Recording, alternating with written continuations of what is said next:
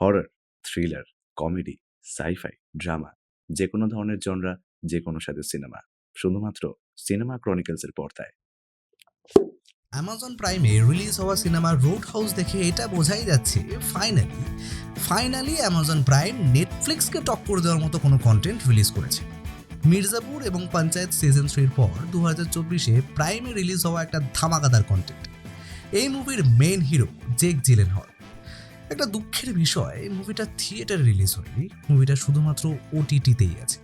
কিন্তু মুভির character introduction খুবই ভালো। যেভাবে হিরো ডাল্টনকে এন্ট্রি করানো হয়েছে, একইভাবে সিনেমার ভিলেন নক্সেরও এন্ট্রি। ও ভাই, মাথা খারাপ করা। নক্সের ক্যারেক্টারটা প্লে করেছে কনার ম্যাকগ্রেগার কিন্তু যে নটোরিয়াস ক্যারেক্টারটা সিনেমাতে প্লে করেছে, রিয়েল লাইফেও কিন্তু খুব বেশি আলাদা কিছু নয়। একটা ছোট ইনফরমেশন দিই, উনি কিন্তু ইউএফসিতে 2টো ওয়েট ডিভিশনে ওয়ার্ল্ড চ্যাম্পিয়ন ছিল। আর এই সিনেমাতে ভিলেনের ক্যারেক্টারটা উনি যথেষ্ট ভালোভাবে ফুটিয়ে তুলেছেন। সিনেমার যে মেইন ভিলেন একটু পাগলাটে ধরনের, একটা রাউডি টাইপসের ক্যারেক্টার। হিরোকে মারার জন্য যা যা করা সম্ভব সব করে ফেলেছে।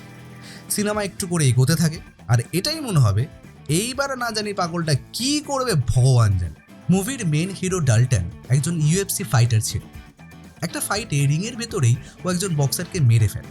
তারপর ও ফাইটিং ছেড়ে অ্যাজ আ বাউন্সার জব করা শুরু করে। এরকমই একটা পাব ওকে হায়ার করেছিল অ্যাজ আ বাউন্সার। বেশ ওখানে ভালোই কাটছিল, সবার সাথে একটা ফ্যামিলি রিলেশনও তৈরি হয়েছিল। আর ওখানে একটা বুক স্টোর ছিল, যার সাথে খুব ক্লোজ একটা রিলেশন ওর হয়েছিল। কিন্তু একদিন কিছু লোকাল গুন্ডা ওই বুক স্টোরটাকে জ্বালিয়ে দেয়। আর তারপর থেকে শুরু হয় এই সিনেমার মেন ঘটনা। সিনেমা একটু করে এগোয়, শুধু অ্যাকশন আর অ্যাকশন। 2 ঘন্টার সিনেমা পুরোটাই অ্যাকশনে ভর্তি। আর এই অ্যাকশন সিনগুলো এতটাই রিয়েলিস্টিক ওয়েতে শ্যুট করার প্ল্যান আউট করা, যেটা দেখে চোখ ধাঁধিয়ে যাবে।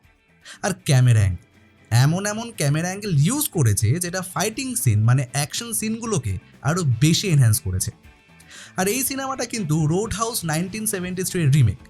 সবার পারফরমেন্স ভীষণ ভালো, স্পেশালি জেক জিলেনহল।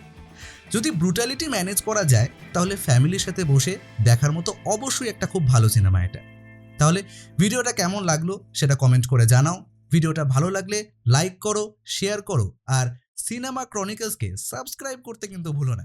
তাহলে দেখা হচ্ছে পরের ভিডিওতে।